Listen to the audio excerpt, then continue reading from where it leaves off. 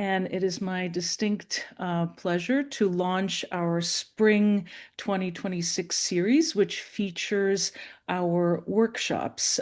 This is the first, which is the artificial intelligence across the disciplines, which gathers faculty from across different departments. It's been led by Annette Vee, who will be leading today's event. And I just wanted to acknowledge that this idea came from the assistant deans, and we are very actively working to continue to see this expand and to bring this knowledge to as many faculty members as possible, which is the impetus for today's event. So, Annette, without further ado, I'll turn it over to you. Thank you.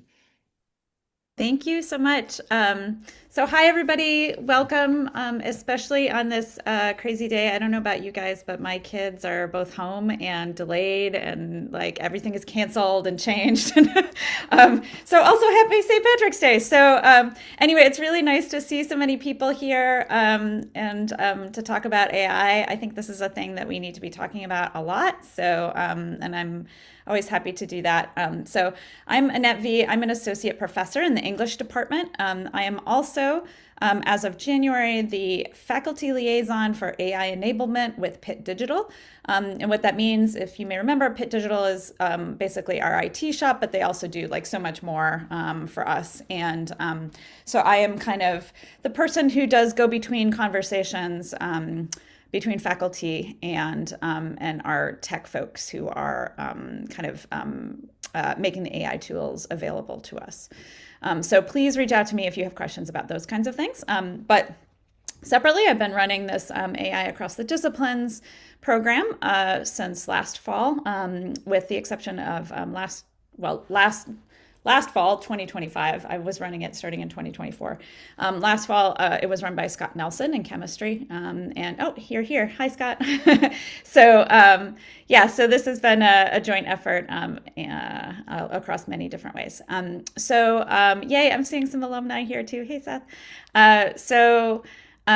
I have asked Svitlana and David to present today to share some things that they did in the seminar because they have done some really exceptionally innovative work. Many people have done some really wonderful innovative work about thinking about how AI can be productively integrated into our classes in ways that support learning goals, not just to be sparkly and whatever. That's really the goal of this seminar. Very similar to speaking in the disciplines and writing in the disciplines, which have been running for quite some time. So it's thinking again about, how do we take these technologies and make them productive? And many of the instructors who have taken this course done great things.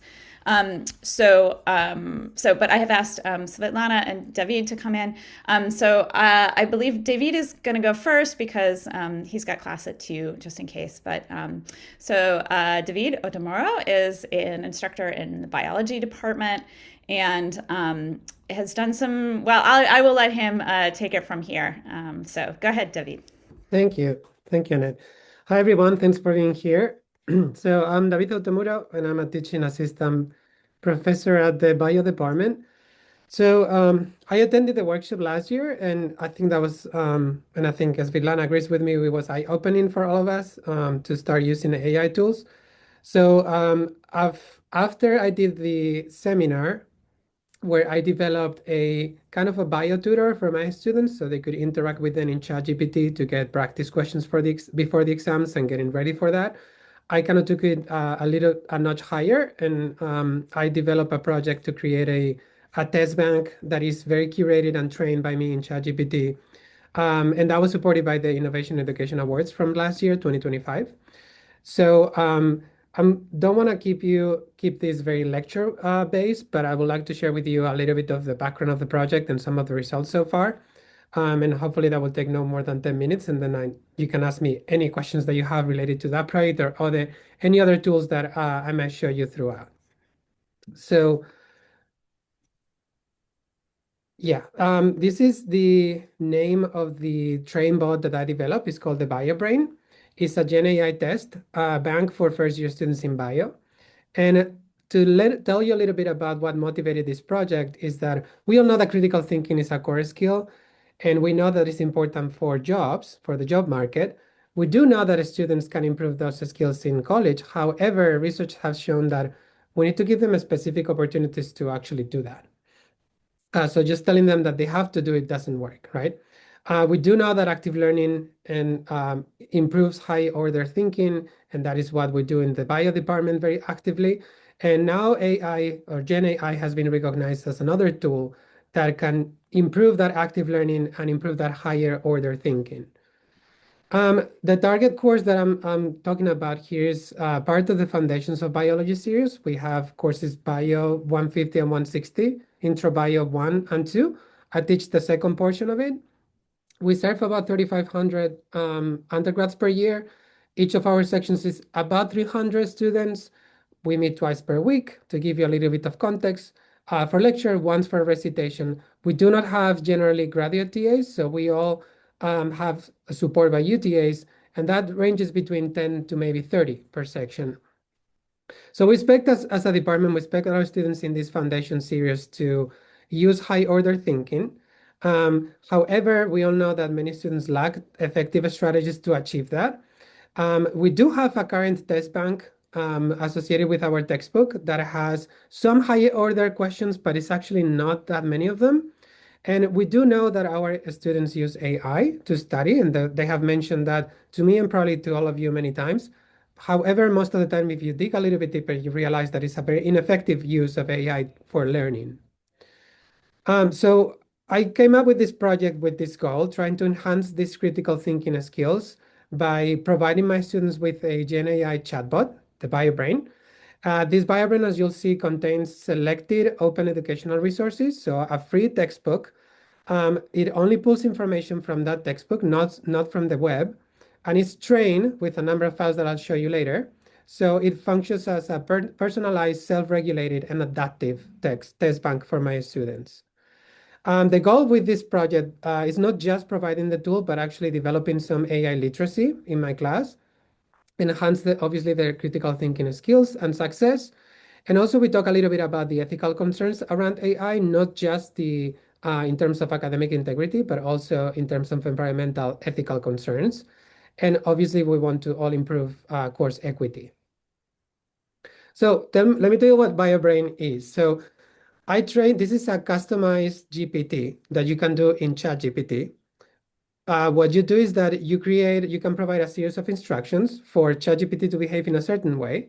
My instructions include that the bot has to first introduce itself as a friendly tutor, collect some background information about the student in terms of how they were doing before in other bio classes. And then it provides a list of chapters that the student can pick from, and it starts providing questions labeled with specific levels of Bloom's taxonomy. And I'll mention this later, but we actually covered what Bloom's taxonomy is and the levels and the expectations for the course the first week of class. It only pulls information from an OER textbook, and it's also trained with a long group of other documents that are provided, like study guides, learning objectives, practice questions from previous exams, and so on. So it all aligns through the textbook and the expectations for my specific section and the course in general. It provides rounds of multiple choice questions. It starts at the bottom level of Bloom's and then it goes up, but the student can decide when to move up or remain at the same level. And at the end of the interaction, if the student is satisfied, the bot will provide some feedback about the strengths and things to improve, and also some suggestions for active learning strategies. This can be used with a free account, but as we all know, ChatGPT limits the usage. So that is one of the limitations, that the students will get limited in the daily use unless they have a paid account. And I'll come back to that later. So why ChatGPT? You probably are wondering that because we have free tools now for PID, like Claude or Gemini. First of all, it's broadly used by our students. When I developed this last summer, we didn't have access to the other tools. But most importantly, we cannot create the same tool at the moment with Claude or Gemini. We can create things with Gemini, but we cannot share them. And that is a vital part of this project. We need to be able to share this product with other users. Excuse me. So a little bit about how this was implemented. I trained the model last summer. I evaluated the model before deploying it in my course with 11 UTAs in the fall. And right now I'm running it for the first time. In the first recitation, the first week of classes, we talk about effective prompt writing, ethical use of AI, ethical concerns, as well as we introduce the use of this BioBrain. So the way I'm going to evaluate if this is actually helping them is we're running 3 surveys. The first one was deployed right after the first introduction to the BioBrain that I just told you, so the first week of class. Second one was already deployed after the first exam, which is the 2.5 week of class. The last one will be deployed at the end of the semester, so I don't have results for that. However, I'd like to show you some of the results so far that I have from the first 2 surveys. So first of all, I asked this question before the first survey. Before this course, I had used Gen AI for non-academic purposes because I wanted to know how used they are to you to Gen AI. And it seems that most people have used Gen AI at some point. Now I also asked whether they were using this for learning or not. And every time you guys see an arrow, that means that that is the question for survey 1. And on the right, we have the question for survey 2. So before this course, I used GNI to help me study. Most of the people agree with that. I have used GNI to help me study in this course right after the seminar. The first exam, we can see that there's a little bit of a shift of a trend, but still a lot of people use it. This is what struck me the most. So I asked my students after presenting the tool whether they were planning on using that. And you can see on the left that the majority were excited about it. But not on the right, you see the actual results after the first exam, where you can see now that did I use BioBrain to prepare for exam 1? You can see that it's a major, strongly disagree and somewhat disagree group. So a lot of students didn't use that. And however, I also asked them after the first exam whether if they're planning on using it for the future. And it seems that they're still planning on doing that, but they haven't decided to study yet. Okay. I also look at the results from the scores from the first exam and how they correlated to the usage of BioBrain. So this is the same question I showed you before, but now it's correlated with exam scores. And there's no significant results. You can see that there is a very slight trend of improvement, more usage, higher scores, but again, it's not significant. And I also asked them as an open-ended question, what did they got out of it, right? Why did you use it and why didn't you use it? So out of 257 that replied, 150 use it lightly to heavy users. They describe it as sorry, I got a question here. Let me finish that slide and I'll go back to those questions, okay? They describe it as a practice engine, tutor, high order thinking. So it seemed to work and had the role that I want them then to get from it.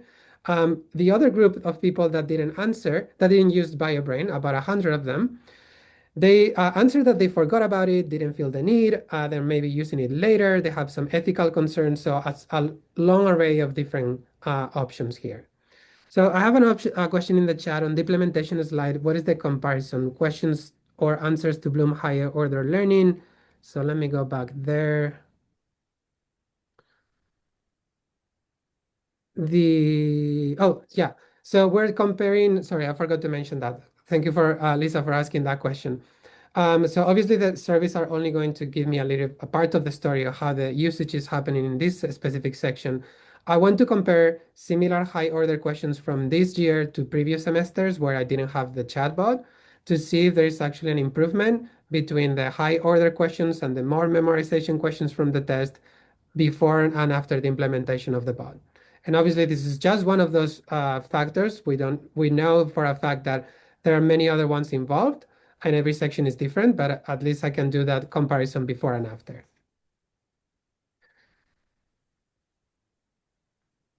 And just to wrap up, I wanted to also mention some of the challenges that I encounter using AI.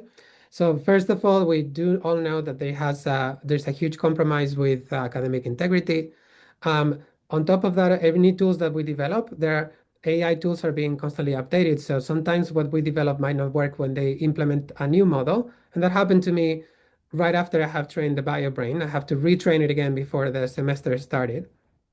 And sometimes it's difficult for us to identify which tool could be helpful for what we want.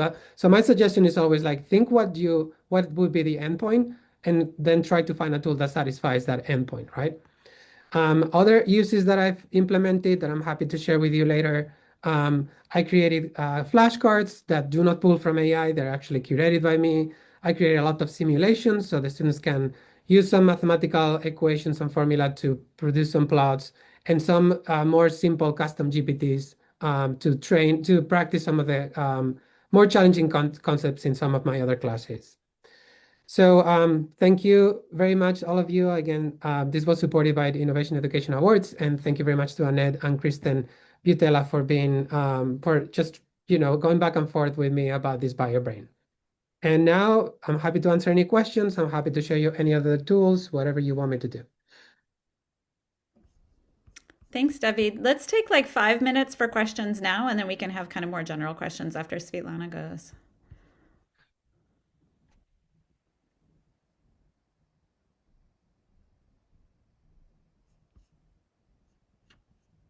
Anyone?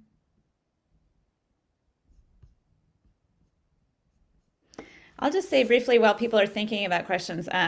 We had a conversation, the question about how to use AI chatbots in order to support the learning that students are doing in the class is like, it's a really big question, right? Because this is something I think we could all ideally do, right? And it's something that as we think about AI, I loved what David said, which is like, think about what goal you have and then think about how the AI tool like might help you get there or what the best tool is for the job, right? Like, so we should always be thinking about the goal, right? The learning goal, and not just like working with the tools for the tool's sake, right? Um, but that making a chatbot is like clearly a good use in terms of how to augment the learning that our students are doing and some of the challenges that David articulated about, students often don't know how to study or they're kind of, there's some problems there, right? But the actual AI tools are not perfect at this point. And so David is using ChatGPT. Ideally, we might be using Claude because we have a subscription to that, but like it's not built for that. We're in conversation with Anthropic about that, actually. So I just wanted to kind of provide some of that context. And it looks like now there's another question. So I'll pass it back to you, David. Yeah, there's a question about the training. So I can actually show you how this how this looks like on ChatGPT. This is the actual bot. What is what the students will see. But we can actually go into the addition portion. Pretty much you provide a set of instructions, as you can see here. So it's a long set of instructions that has been like back and forth many, many times of things what to do and things not to do. An example of instructions could be, I want you to start asking the students about their background. And these are the sort of questions that I want them to ask that. And then I want to use those questions and align the type of questions that they get based on their answers, right? These are all the files that are provided. So as you can see, there is the OER textbook. There are examples from my exam questions. There are guidelines to specific sort of questions. So I want them to provide questions with a specific style. There are learning objectives, study guides, a list of topics, the steps that the bot has to follow. They are so long that they don't actually fit in the instructions part. And now another utility that you can do with these custom GPTs is that in this Create tab, you can actually tell the bot what to improve, and it will rewrite its own instructions. And I was very hesitant of using that in the beginning, but it's actually now working. So sometimes you don't really know what type of verbs are going to make the huge improvement into the interaction, and the bot will identify the best ways to do that. So it rewrites its instructions pretty efficiently right now. I would also have to say that we can only create this these custom bots with if you own an account for GPT. Otherwise, with the free account, it's not possible at the moment.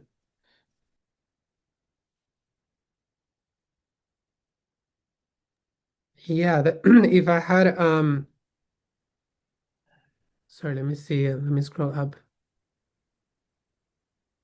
Yeah, you can build to like custom type of questions.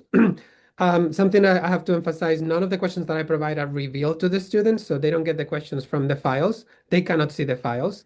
They can get iterations of those questions based on the information that the bot is pulling from the textbook. I don't know if I would say that it reduced traffic in office hours because students, especially these last few years, are struggling more and more with examinations. So I'd really encourage my students to come to office hours with me at the UTA, so I still get a decent traffic. And as you saw, probably half of the class didn't use it. So that's another factor that we have to talk about as well. You technically with Claude, technically you can create a similar product. It's with the option that they call artifacts. So you can propose creating that, and it's going to tell you that it's going to create an artifact. Technically, it should be possible, but it tends to crash. So I've tried it multiple times after we got the paid license for Claude because I wanted my students to have full free access to the bot. I haven't been able to do it at the moment. So through Annette, we might be having some conversations with Claude to try to maybe find a way to apply that. And with Gemini, it's possible to create, but you cannot share that with your students, so it's kind of useless for us. Thank you, David. Yeah. I think I'd like to move on to Svitlana's presentation now. And David, you can answer questions in the chat, and then we'll have a little more time at the end too. Okay. So Svitlana Maksymenko is an instructor in the econ department.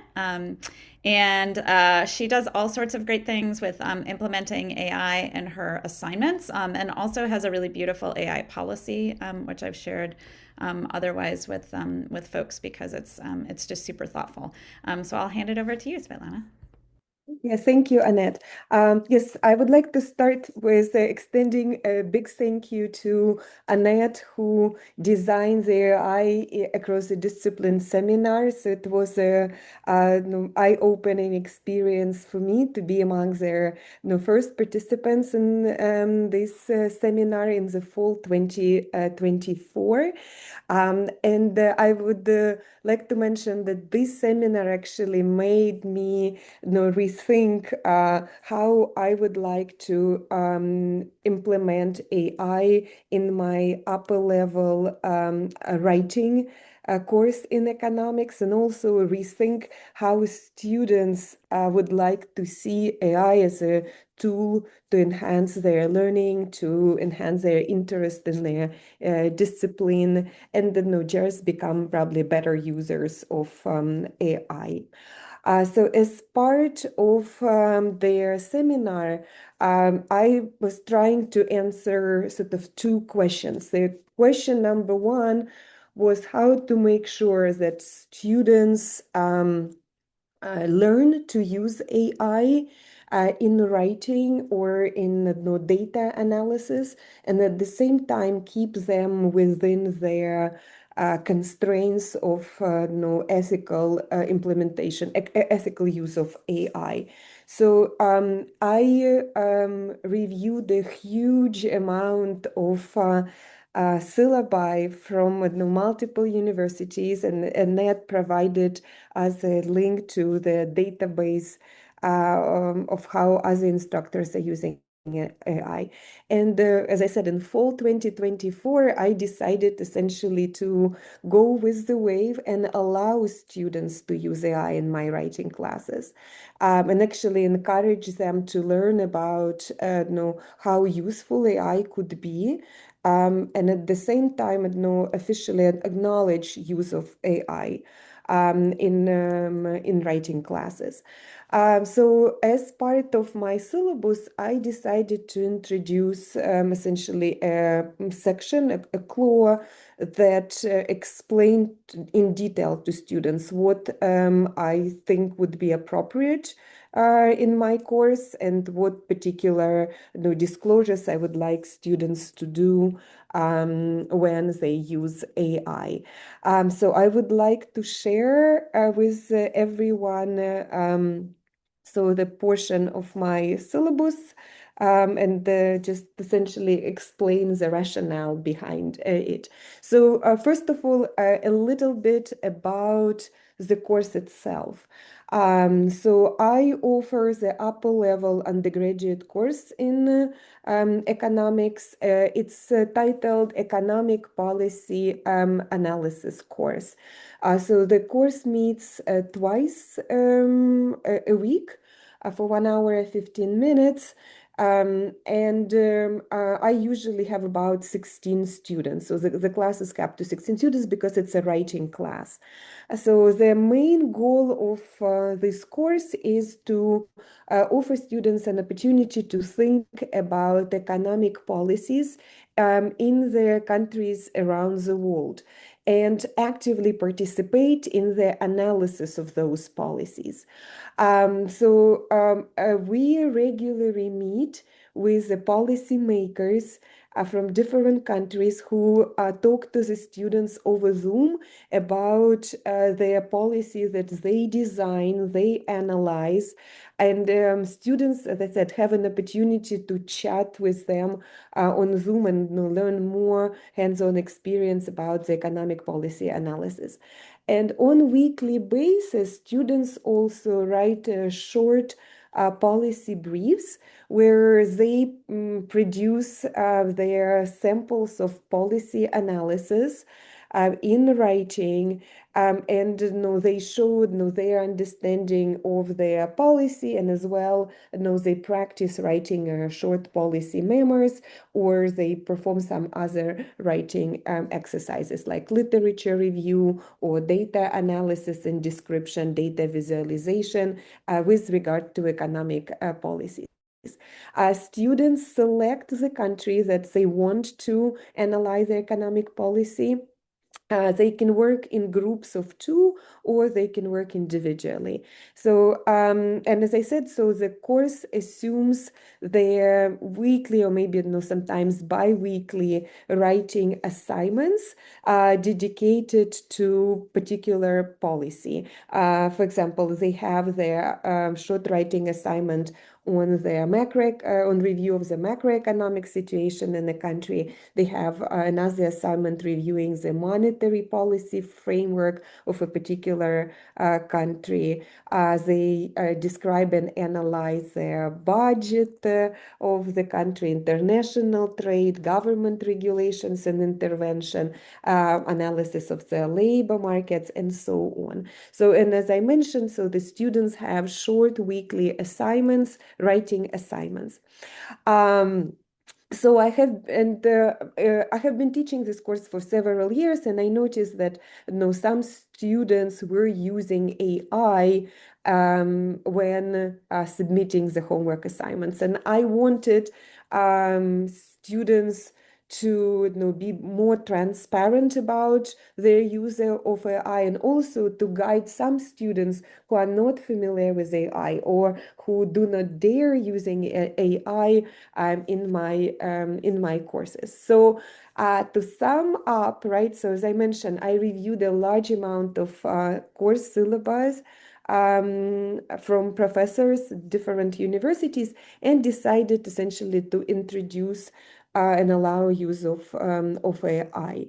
So in my clause, essentially, I mentioned that some of my assignment would require students using AI, and I designed them quite carefully, thinking about what skills students can obtain by using the AI. So in my course, I provide some basic tutorials for students to use AI, in particular, how to use AI to summarize literature, how to use AI to polish their work, how to restyle their work to meet their policy memo brief style of writing. Also, so I require all the students to mention whether they use the AI as part of their work or not, and essentially properly document and cite their work. So in the syllabus, right, so I indicate that I require them to explain what particular AI they used, so the year, months, and also report a query. I also ask them essentially for every assignment that they use AI to provide such acknowledgement. So originally I was quite surprised to learn that not all students actually wanted to use it, right? So they were quite scared to do it. But after I introduce this essentially core in their syllabus, students became more open and were using AI quite often in their assignments. So, and almost all students who use the AI declare it. So I was actually very pleased with finding their clauses, stating that they use the AI and explanation how exactly they use it. So as part of the course, we also discuss shortcomings of AI. So a lot of students mentioned to me that after using AI, they notice certain mistakes, especially with production of data or data analysis that require some human correction or a human check-up points. So it was quite pleasing also to know that students not necessarily take the text from the AI, copy it in my short writing assignment and forget about it. So they carefully review all their data, all their outcomes that the AI provides to them prior to submitting. Right. So the assignments that I modified include literature review assignments, right? So I allow students to use AI for summarizing the literature. I also allow students to use AI as a tool for polishing their work. So I would like to show everyone some sample assignments and the idea how I introduce it in the fall 2024. So give me a second. Right. So this assignment essentially is a follow-up assignment on the fiscal policy analysis. Which students submit usually on the third or fourth week of my classes. So as part of their regional assignment, right, so they are asked to prepare a short policy brief for one of their political party candidates running for election and help this candidate to converse better about the fiscal policy of a particular country of their choice. So as I said, originally students work on this assignment without AI, right? So they prepare the policy brief, they define the fiscal policy, discuss the fiscal policy, and also talk about some items within their budget of a particular country that they would like to address as part of their political party campaign, right? And the follow-up assignment with the AI essentially encourages students to think about whether they together with the AI are better than their own work, right? So students are encouraged to interact with AI, collect information about their country's budget, compare the values that AI reports for them as part of this budget search with the actual budget that they reviewed as part of their prior assignment. And then in their end, I also ask students to compare their own work on a fiscal policy brief that they submitted on their own with a policy brief that they prepared with the help of the AI. So so again, as part of creating this assignment, I encourage students to learn how to use it for data search, for their budget search and analysis, and also discuss it as part of the team about various shortcomings and results that the AI can help them do. So Altogether, actually, students were quite surprised. So for some of the countries, especially a lot of their advanced industrialized countries, students reported that AI provided very strong analysis, and all the data from their budget that AI delivered to the students ended up being quite accurate data and quite good analysis. However, some students that were working on their small economies, their economy of Oman and another country I recollect was I believe Uruguay. So students reported that actually AI was providing an inaccurate data on the budget, and their suggestions were not quite realistic. So they actually quite critically evaluated the help of AI in writing the policy brief. So altogether, as I said, in fall 2024, I got quite mixed results about helpfulness of AI in writing assignments that required some data analysis.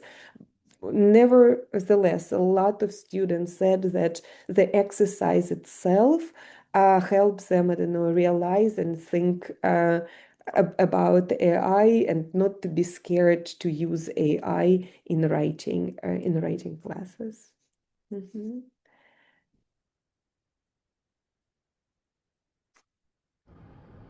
Yes, so if any of you would like to talk more about other ideas or other types of assignments that I used, I will be glad to share other assignments as well, such as, for example, for literature review, or asking students to use AI to polish their prior work. So I will be glad to do it later on in the chat. Thank you, Svitlana. And while people are thinking, let's leave this open for questions for Svitlana for a minute. And while people are thinking about questions, I'll just say one of the things that's so interesting about pulling together faculty across the disciplines is the questions of, what are the specific things we're trying to teach within each discipline, right? And where's the intellectual work of the discipline? And for me in the English department, of course, like I generally teach writing. And so thinking about like where AI intervenes in the writing process is in a very different place than where Svitlana is doing it in econ, right? And even though it's a writing class, like the kind of the configuration is a little bit different. And so I think that's like one of the most fruitful things about getting folks together for this is we talk about the intellectual engagements of our disciplines and what that means and where we can fruitfully integrate AI. So thank you both to David and Svitlana for showing that. And it looks like we have a question there.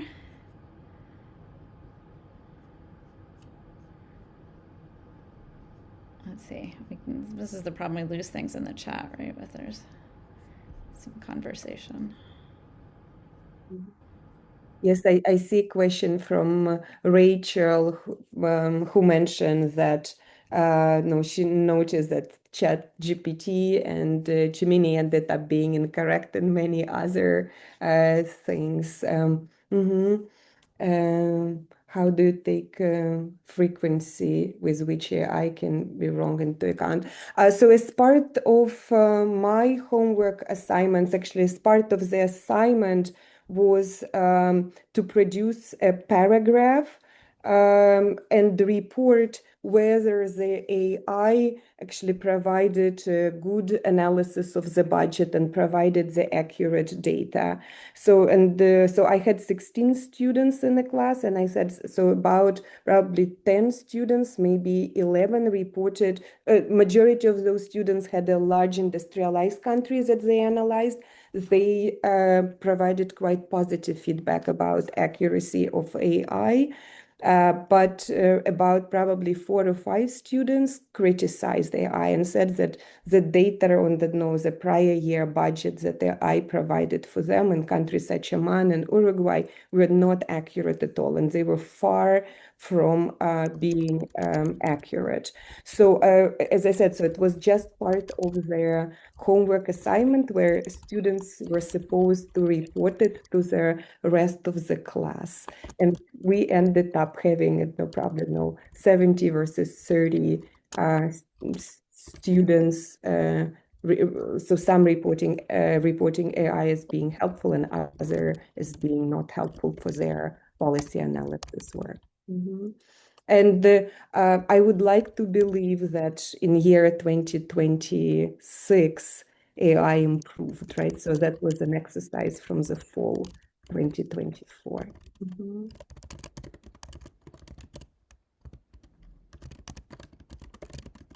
Oh, interesting question from Adriana.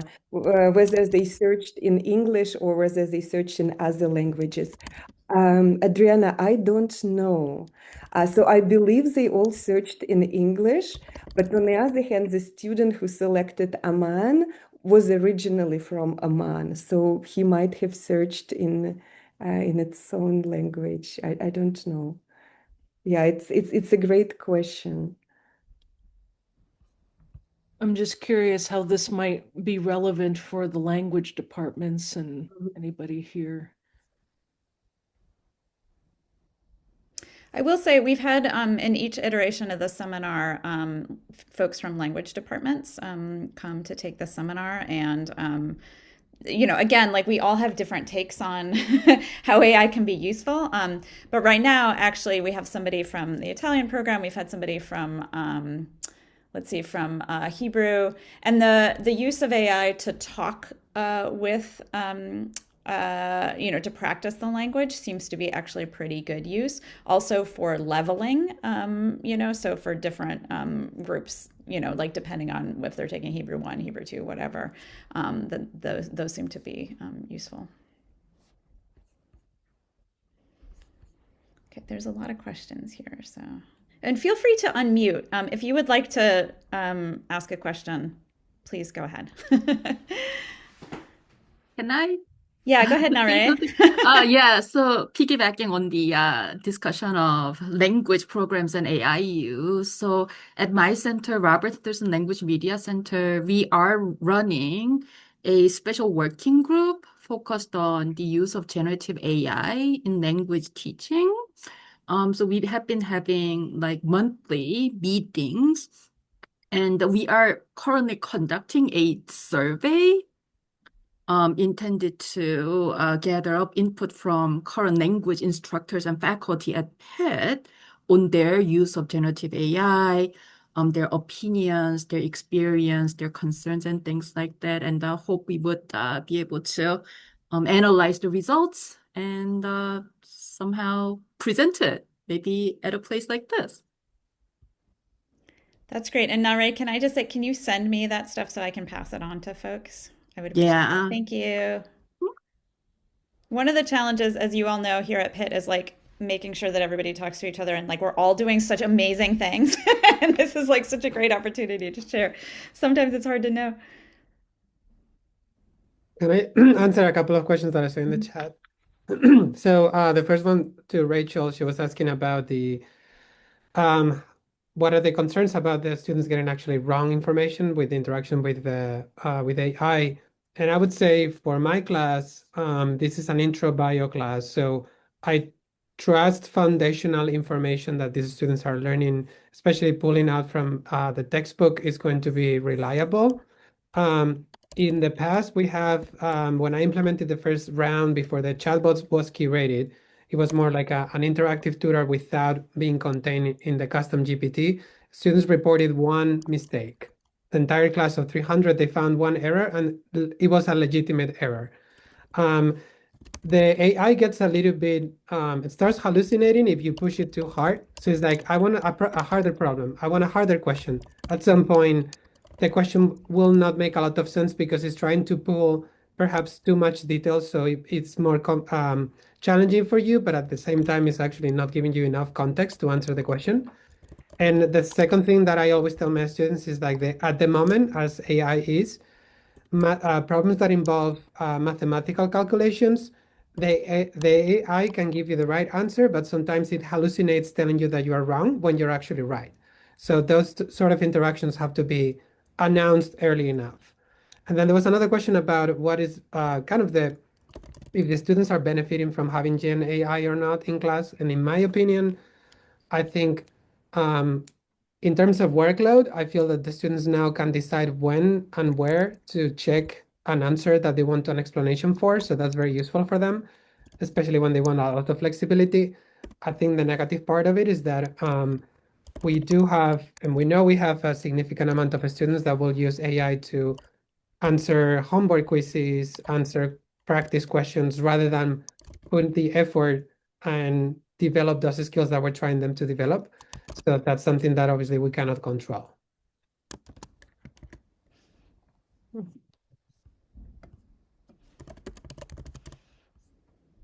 Yes, I would also like to add that sometimes use of AI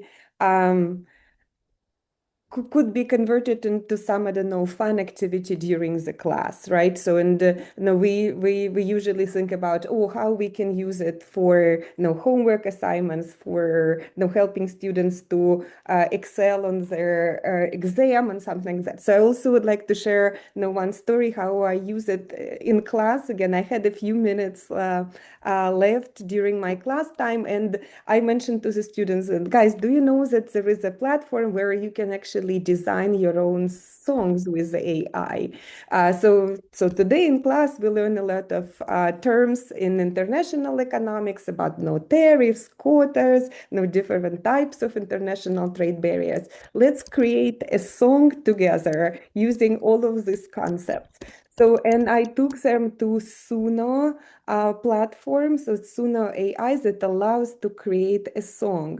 And as part of the assignment for the AI, I prompted AI to use all the terms that we learned in class, so in international economics. And then, I asked students, well, what style of song would you like to use? I don't know, rock, or opera style, and so on. So they suggested a couple of styles. So I selected the style, and AI produced whatever 2 minute song for us that we listen in class.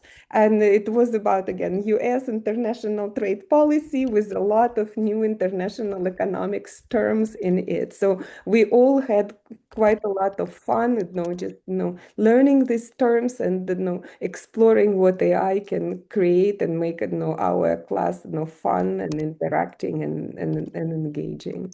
But no, this activity was also quite cool. I thought that, oh, maybe I will create an assignment for the students as a homework assignment, asking them to create some songs.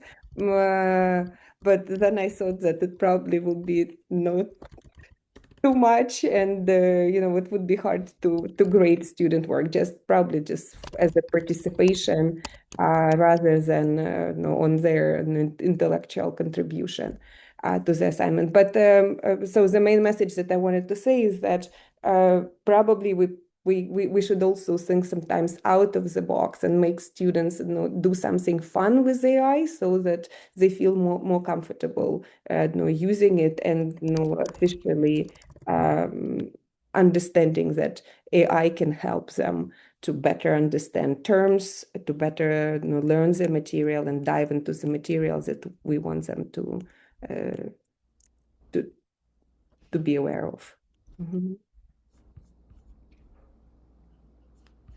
I wonder if I can highlight a question here that Lisa's asking, and maybe make it more general too, is the difference between practice and assessment. David is looking at AI as a kind of way of practicing that's towards what's called a secured assessment. So, when you do your exam, David, I'm assuming it's not like open book or, they can use AI on the exam, right? So when we're thinking, I mean, one of the challenges with the incursion of AI in our classes, right, is like, how do we genuinely assess what students are capable of and how far they've progressed towards learning goals in our classes, given the fact that so many of them are using AI, right? And so on the one hand, like what Svitlana is doing is like kind of leaning into it and saying like, okay, I mean, like they would already, if she had the assignment, then like they would be using AI anyway, right? But what she's doing is like building in AI in a thoughtful way so that they're guided through it, so that they talk about it, so that it's open, so that they understand, there's problems with, it. So this is a kind of critical AI literacy, right? It's like equipping our students to think very carefully about how they might be using AI, what are the positives and negatives as they move forward, right? And then David is using it to have them practice with, outside of class, right? And then assessing in a way that's like, okay, here's what they actually know without the help of AI. And so I just want to kind of draw that distinction a little bit, and maybe send that back to Svitlana and David to, kind of say a little bit more, if you'd like to, about the difference between practice and assessment and, what you think about is in terms of genuine assessment. Yeah, I would add. I think I mentioned this briefly in the chat, but I've been this is the first time I'm not getting students. The students are not coming to me requesting me for more practice questions. Something that if you teach any intro classes, probably is the most common trend. I need more practice. I need more practice. This hasn't happened at all this semester. However, a few have mentioned that they thought they knew the content good enough for the exam based on their practice with the BioBrain, and then the exam didn't reflect that. However, and that is related to what Annette was saying, students are not really testing themselves with the tools that we give them. They have all their notes, they have access to other chats of Gen AI. So there are actually many times, and this is something that bio students do a lot, they use this practice to build knowledge rather than to test knowledge. And that backwards approach doesn't really help them. So they really miscalculate the level of knowledge that they have, and they get to the exam with a high level of confidence that doesn't really reflect their later scores. And this is very, very common, not just now, but it was common before implementing this as well.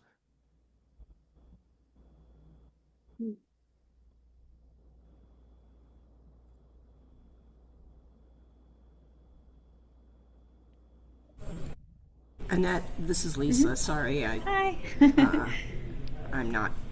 I don't have much of a voice, which is why I'm so much in the chat. But what David was just saying is related to the question I'm asking about document summary as a use case in both writing intensive, but other courses, because if students aren't actually reading articles for themselves, they have a lot of trouble participating in class discussion, and they don't have the foundational knowledge that they need in order to then do things like make comparisons and go from that foundational knowledge at the base of Bloom's pyramid up to the apex task of writing a 2,000-word essay about whatever it is that that applies the concepts from the course to something from their own experience. And this is a really tough issue that it's not my sense that anybody's got this figured out yet. And that's why I'm so interested in how people are thinking about changes in learning goals, because I think we have to really figure out what are the apex learning skills that we want students to be demonstrating at each level of the curriculum, and what does that mean in terms of what we're offering to students in the classroom, and essentially privatizing it all to individual faculty to be doing this, and at the same time integrating in many ways unusable AI tools into the learning management system in this, proprietary way, as far as I can tell, it just undermines the value proposition of higher ed, undermines the mission, and takes the last shreds of joy of being in the classroom as a teacher and as a student, and pours gasoline on it and then lights a match. So I'm not cranky about this at all. Yeah, no, I love that you're bringing this up, Lisa, because I think, there's a lot to critique about AI, like so much. And this is why I think, working with this kind of seminar and like how do we get students to critically engage with AI is super important because, and I'll send the link as soon as I stop talking, but like we know our students are using it. Like by our estimates, like at least 90% of them are using it. And when they use it by default, they use free ChatGPT, which means they are putting in your syllabi, your assignments, their work, their peers' work, everything into ChatGPT. And so, using, say, Claude, we have an enterprise agreement. There's a lot of different considerations here, right? And so having us like kind of think really carefully about how to take what students are doing and think about like how they can do it better and, work with these learning goals is, I think, that's one of the goals of this seminar. But to your point about reading, Lisa, I'll say, one of the things that's really interesting about the conversations that we have in this across the disciplines is how reading, for instance, is different across different, there's a lot of different kinds of reading, right? So there's like deep reading, close reading. How do you understand what somebody is arguing? There's like, we've all done this, right? There's reading where you're like reading the abstracts and like just kind of getting the sense of a field, right? And so like Notebook LM is pretty good for that, for summaries. There's, I will say Brian Hanks, one of the other alumni of the seminar, is thinking about this in his anthropology classes and how the different forms of reading will happen. When Matthew Burton, who is in our School of Computing and Information, he and I taught a class where we had students engage with AI before they did a reading.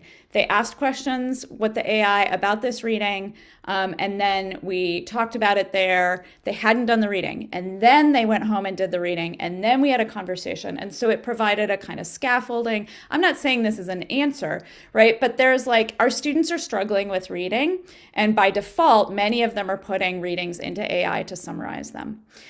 So what do we do with the landscape that's out there in a way that will like kind of lead them to, the course goals that we want them to? And what is it that we're teaching when we teach reading? I think those are like big, big, big questions that our AI is prompting and like exacerbating in ways that are, really complex, which is why the conversation is so helpful. Go ahead, you, Parash.